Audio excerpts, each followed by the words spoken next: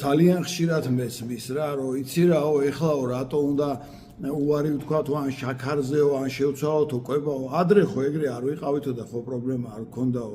ჩვენი წინაპრები ხო ესე იყვნენო, ყველაზე ცუდი წინადადება, ყველაზე დიდ შეცდომაში შემყვანი წინადადება, ხო? წარმოიდგინეთ, აი სტატისტიკას გეტყვით, რომ 1900 წელს, ნუ საუკუნის 125 წლის წინ ყოველ 80 ადამიანში ერთი ხდებოდა სიმსივნი თავად. 2000 წელს 1999-ში უკვე ყოველი მეორე კაცი და ყოველი მესამე ქალი და ბოლო მონაცემებით 59%-მდეა მაჩვენებელი, ანუ 100-დან 59%-ს ემართება სიმსივნური დაავადება. ანუ თითქმის 10-დან 6 ადამიანს.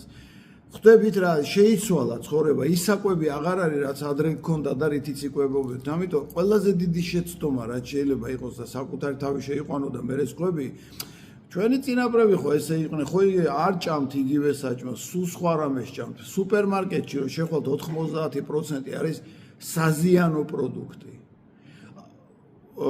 შქარიკვების ობიექტებში შეხვალთ, თითქმის ყველაფერი არის ომეგა-6-ის შემცველ ზეთებზე და 1000 კიდე რაღაცებზე. ანუ არ ჭამთ იგივეს, ასე ჩვენი წინაპრები ჭამდნენ. ამიტომაც არის სტატისტიკა სხვა.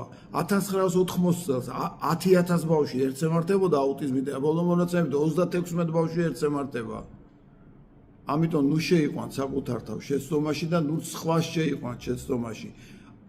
ერთი კონსულტაციაც კი ჩვენთან საკმარისია ხოლმე ხშირ შემთხვევაში, რომ ბევრი პრობლემა გადაჭრათ კვებასთან დაკავშირებით. მადლობთ ყურადღებისთვის.